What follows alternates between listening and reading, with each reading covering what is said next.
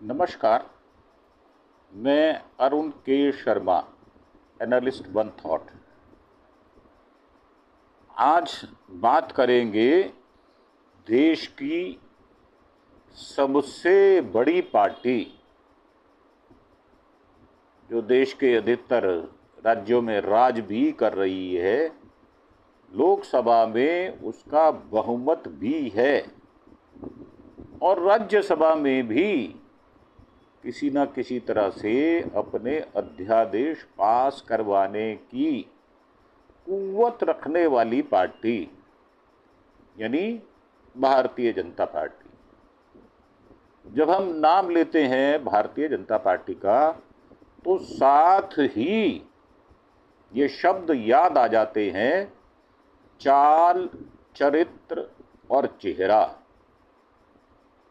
और मेरे जैसा व्यक्ति इसका सीधा अर्थ निकालता है कि 3 प्रकार के चरित्र रखने वाला,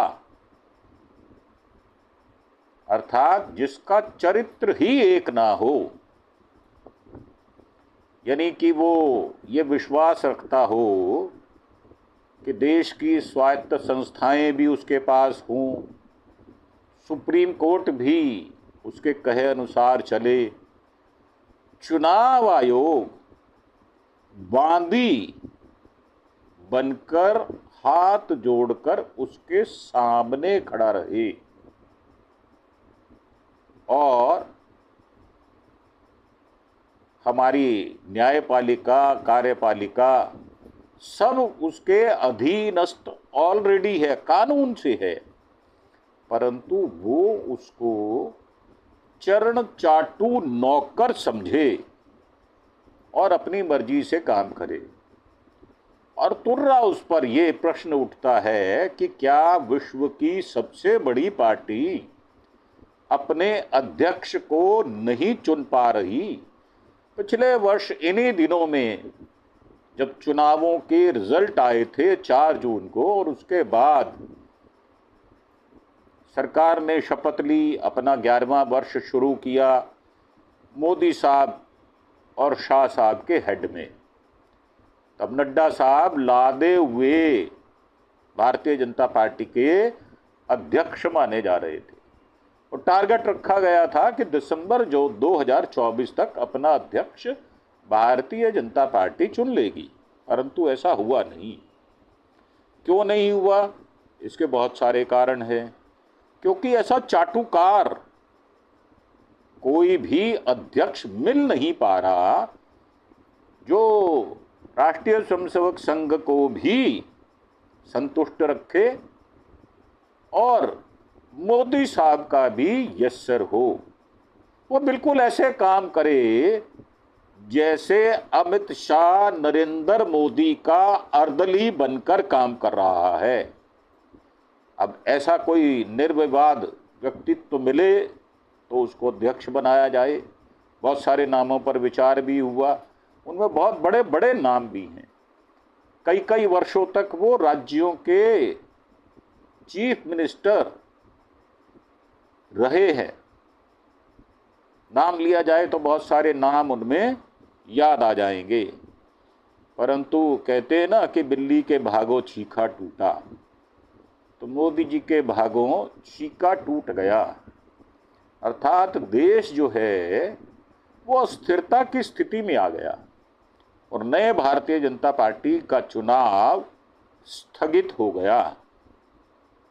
अब मोदी शाह के लिए ये बहुत बड़े राहत की बात है। ऐसा नहीं है कि मोदी शाह ने भारतीय जनता पार्टी का नया अध्यक्ष नियुक्त करने का प्रयास नहीं किया, परंतु सबकी सहमति और विशेषतः मोदी साहब की अनुकंपा वाला व्यक्ति ढूंढ नहीं पाए। लेकिन ऐसा लगता है वो इसमें सफल नहीं हुए, और जब सफल नहीं हुए तो एक कहावत याद आती है कि जब बारिश होती है तो जमकर होती है। इस समय यह बात प्रधानमंत्री नरेंद्र मोदी और गृह मंत्री अमित शाह पर भी लागू होती दिख रही है। पहलगाम में हुए आतंकी हमले के बाद देश सदमे में और इस भयावह स्थिति के सामने करने में अपने आप को सक्षम करने की कोशिश कर रहा है। लेकिन भारतीय जनता पार्टी के मामले में उन्हें एक बहुत जरूरी राहत मिल गई है, वो ये कि अगले पार्टी प्रमुख के चुनाव के मुद्दे पर उनसे अब कोई या ना ही गोदी मीडिया और ना ही मेन स्ट्रीम मीडिया और ना ही कोई अखबार नवीस और ना ही कोई सोशल मीडिया पर इसकी चर्चा कर रहा है। अब ये बहुत बड़े राहत की बात है, क्योंकि इस पर जब प्रश्न पूछा जाता है तो भारतीय जनता पार्टी अपनी झेप मिटाने के लिए बगले झांकना शुरू कर देती है। हमले के मद्देनजर वर्तमान बीजेपी अध्यक्ष जेपी नड्डा के उत्तराधिकारी के चुनाव को स्थगित करना ये ईश्वरीय कृपा या अनुकंपा है, ये संयोग है या प्रयोग है, देखने वाली बात ये होगी। हमले के मद्देनजर अब तथ्य ये है कि विश्व की सबसे बड़ी पार्टी लगभग 2 वर्षों से अध्यक्ष विहीन है, क्योंकि ये काम चलाऊ अध्यक्ष हैं तथा यह अभी भी स्पष्ट नहीं है कि भारतीय जनता पार्टी का नया अध्यक्ष कब चुना जाएगा। इसलिए स्थगन की खबर से किसी को भी कोई आश्चर्य नहीं हुआ। ये तो पहले से चल ही रहा है स्थगन। पिछले 1 साल से नड्डा की जगह कोई नया नेता ना ढूंढ पाना मोदी और शाह के लिए चौंकाने वाली बात है। इसमें कोई रहस्य वाली बात है ही नहीं। यह जोड़ी पार्टी को मजबूती से चला रही है, जबकि बाकी नेता उसके पीछे पीछे पिछलग्गुओं की तरह उसका अनुसरण करते हुए चलते जा रहे हैं। ऐसा नहीं है मोदी शाह ने कोशिश नहीं की, लगता ऐसा है कि वो सफल नहीं हुए और यहीं से एक कहानी का सूत्रपात हो जाता है। निवर्तमान भारतीय जनता पार्टी अध्यक्ष नड्डा को पहले ही 2 कार्यकाल का विस्तार मिल चुका है। अब इसमें बहुत सारे नाम हैं जिन पर चर्चा होती रही है। मनोहर लाल खट्टर हैं, भूपेंद्र यादव हैं, धर्मेंद्र प्रधान हैं, इन पर चर्चा होती रही है। तो मोदी या शाह के करीब रहे हैं ऐसे लोग। ऐसी अटकलें भी थी कि अगली भारतीय जनता पार्टी अध्यक्ष कोई महिला होनी चाहिए। तो इस संबंध में आंध्र प्रदेश की भारतीय जनता पार्टी की अध्यक्षा डी पुरंदेश्वरी का नाम भी चर्चा में आया था।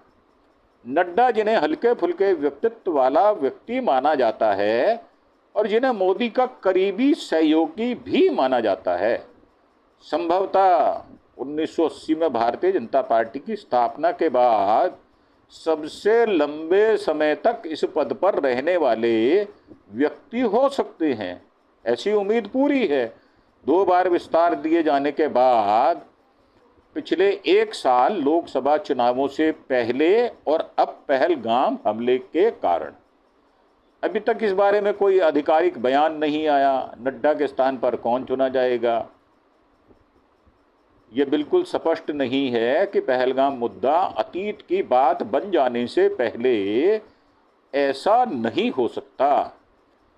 ये नारा जो भारतीय जनता पार्टी के अक्सर प्रवक्ता भी टीवी चैनल्स पर कहते सुनाई देते हैं कि चुन चुन के मारेंगे, तो ये वाला जो डायलॉग है ना, ये पिक्चर में तो चल जाएगा।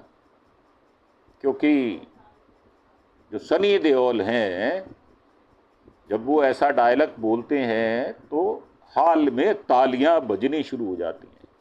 और भारतीय जनता पार्टी ने भी राजनीतिक पार्टी को एक शगुफा मात्र मानकर छोड़ दिया है। अब ये संयोग है कि अध्यक्ष के मुद्दे पर लगभग सभी खबरें बिना चूके अनाम पार्टी सूत्रों से प्राप्त होती हैं।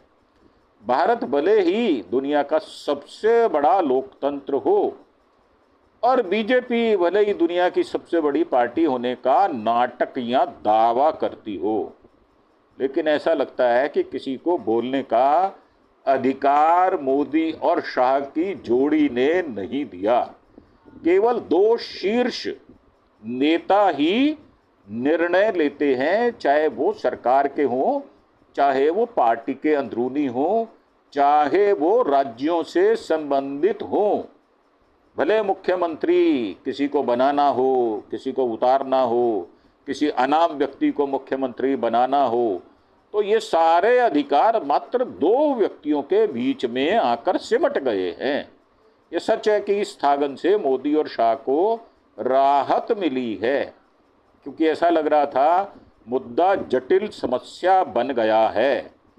लेकिन राहत का मतलब यह नहीं है कि उनके लिए आसान बात हो गई है, क्योंकि जितना समय बीतता जाएगा इस मामले को उतनी ही आंतरिक बहस छिड़ती रहेगी, जो बार बार रह रहकर अपना स्वर उभारेगी और बार बार मोदी और शाह उसको ठंडा करने का असफल प्रयास करते रहेंगे। ये भी पता चलता है कि दुनिया की सबसे बड़ी पार्टी में सब कुछ ठीक नहीं है।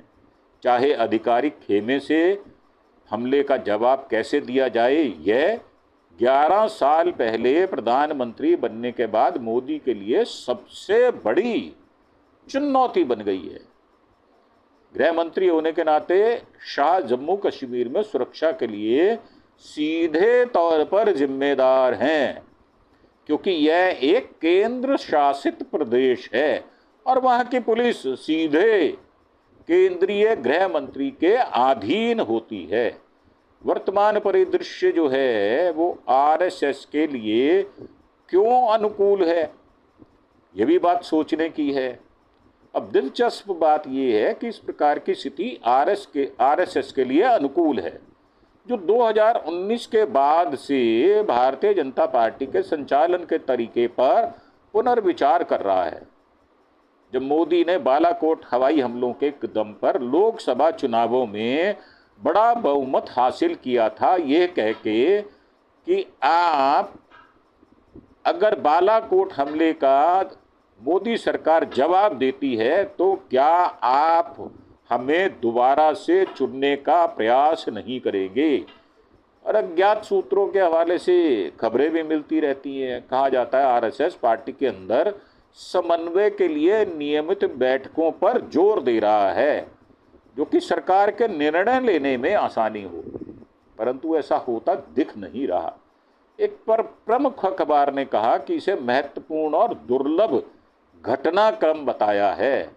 दुर्लभ इस प्रकार बताया है जैसे कोई दुर्लभ कोई पक्षी या पशु मिल गया हो, इस प्रकार उसको दुर्लभ बताया जा रहा है।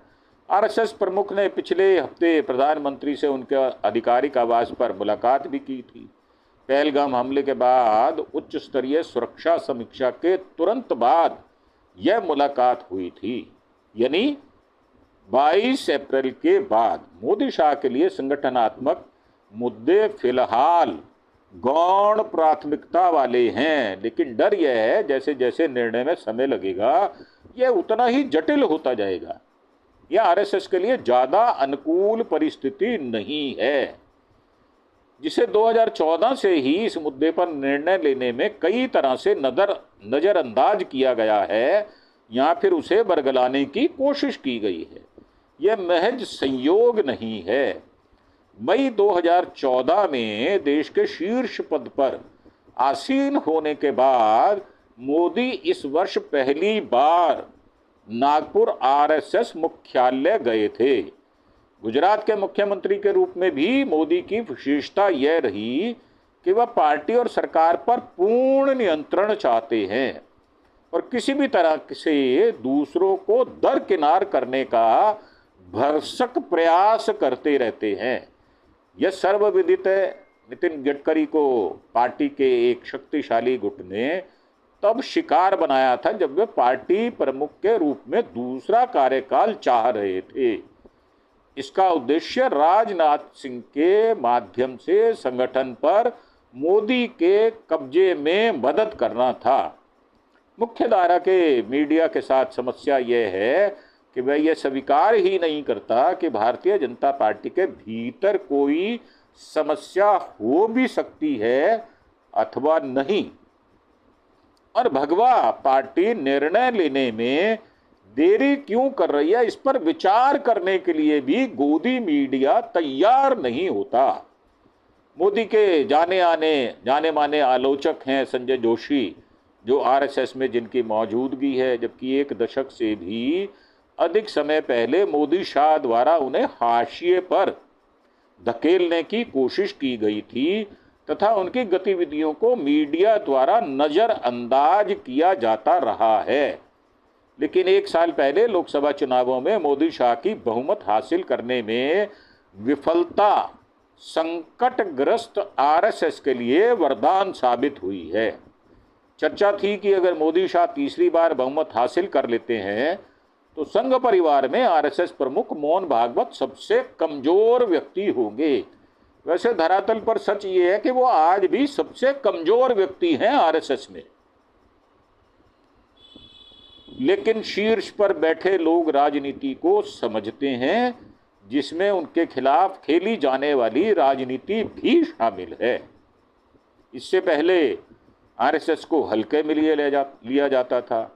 इससे स्थिति कुछ हद तक अस्थिर हो गई है, क्योंकि पीएम और उनके चहेते खास लोगों द्वारा दरकिनार किए गए लोगों को सहारा मिल गया है। रिपोर्टों में कहा गया था आरएसएस खुद भी कुछ हद तक घुटन का सामना कर रहा है या घुटन महसूस कर रहा है।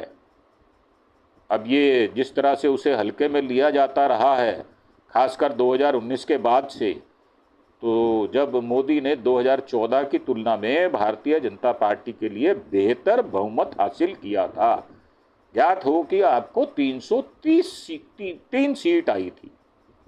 इससे चुपचाप गतिशीलता में बदलाव आया है और हाशिए पर पड़ा आरएसएस नई जान फूंक कर नई स्थिति के प्रति अधिक सजग और सतर्क हो गया है।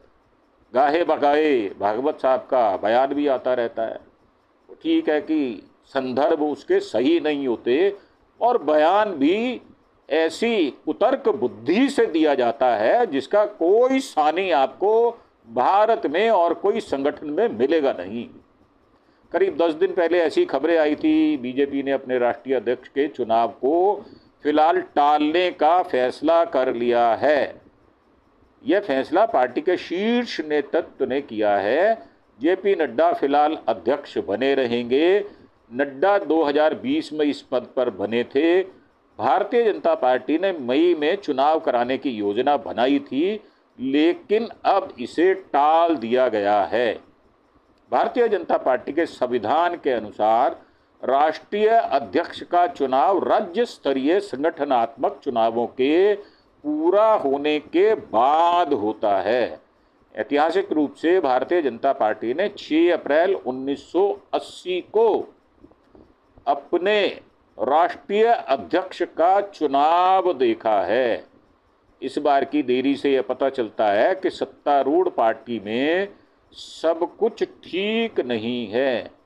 कुछ ऐसा लग रहा है कि अंदरूनी खाते मोदी और शाह साहब से लोग बिखरे हुए हैं और इसमें जो अध्यक्ष पद के लिए अंतिम पसंद में संगठनात्मक अनुभव, क्षेत्रीय प्रतिनिधित्व और जातिगत संतुलन को भी ध्यान में रखा जाना है। तो इस कसौटी पर कौन व्यक्ति खरा उतरेगा, देखने वाली बात ये होगी। जैसा कि हमने आपको कई नाम बताए, उनमें शिवराज सिंह भी हैं। बहुत सारे ऐसे नाम हैं। उत्तर प्रदेश में 70 जिलों के अध्यक्षों में हाल में हुई घोषणा ने इस अटकल को और भी हवा दे दी है कि केंद्रीय नेतृत्व जल्द ही भारतीय जनता पार्टी अध्यक्ष पर फैसला ले सकता है, जबकि ऐसा नहीं है। अध्यक्ष पद का चुनाव भारतीय जनता पार्टी टाल चुकी है। अब फाइनली मोदी साहब जा रहे हैं G7 की मीटिंग में 15 से 17 तारीख तक। उसके बाद ही कोई चर्चा को तिल्ली लगाए और उस ठंडी पड़ी हुई अग्नि को हवा दे। अब इसमें धर्मेंद्र प्रधान जो हैं वो उड़ीसा के एक प्रमुख ओबीसी नेता हैं, मनोहर लाल खट्टर साहब हरियाणा के मुख्यमंत्री रहे हैं, शिवराज चौहान भी शीर्ष दावेदार के रूप में हैं। अब देखने वाली बात ये होगी कि इस सारी बैटल को जीतेगा कौन। क्या इस चुनाव को टाल देने से भारतीय जनता पार्टी की बात बन जाएगी? और अगर करीब से जो नज़र रखे हुए लोग हैं उनका कहना है कि जो बिहार में चुनाव होने हैं, क्या उससे पहले भारतीय जनता पार्टी सक्षम होगी अपने राष्ट्रीय अध्यक्ष के चुनाव को करवाने में? वैसे आज तक का इतिहास 45 साल का ये रहा है कि भारतीय जनता पार्टी में कभी भी अध्यक्षीय चुनाव हुआ नहीं है। हमेशा ही वो नॉमिनेशन भरा जाता है और उनके खिलाफ कोई भी नॉमिनेशन नहीं भरा जाता। लिहाजा वो निर्विवाद और बगैर वोट के उनको इलेक्ट कर लिया जाता है या नॉमिनेट कर दिया जाता है। तो अब की बार ऊंट किस करवट बैठने वाला है, ये आने वाला समय बताएगा। देखते हैं ये देश की सबसे बड़ी और विश्व की सबसे बड़ी पार्टी आखिरकार अपना अध्यक्ष क्यों नहीं चुन पा रही, कौन कौन सी कमजोरियां उसको कचोट रही हैं, ये आने वाला समय ही बताएगा। इसी के साथ हम आपसे आज्ञा चाहेंगे। आपको हमारी प्रस्तुति कैसी लगती है इस बारे में अवश्य नीचे कमेंट बॉक्स में जाकर बताएं और साथ ही आप हमें सब्सक्राइब अवश्य करें, क्योंकि जो सब्सक्राइब है वो आपका पिछले काफ़ी दिनों से बहुत ही पतली हालत में है। यानी कि आप इस बारे में ना तो विचार कर रहे हैं और ना ही सब्सक्राइब भी कर रहे हैं। ये हमारी आपसे शिकायत भी है। और अगर हमारी शिकायत ठीक है तो आप एक सब्सक्राइब अवश्य करें, अपने दोस्तों, सज्जनों, मित्रों, मोहल्ले वाले लोगों से कहकर एक हमारा सब्सक्रिप्शन जरूर करवाएं। ये हमारे लिए बहुत मायने रखता है। हम मेहनत से आपके लिए इस प्रकार के वीडियो बनाते हैं। अगर आपको अच्छा लगता है तो एक सब्सक्राइब अवश्य करें, यही हमारी मेहनत का इनाम होगा। इसी के साथ आपसे आज्ञा चाहेंगे, उससे पहले अरुण के शर्मा एनालिस्ट वन थॉट, इसको सब्सक्राइब अवश्य कीजिए। इसी के साथ आपका धन्यवाद। Thank you. जय हिंद, जय भारत।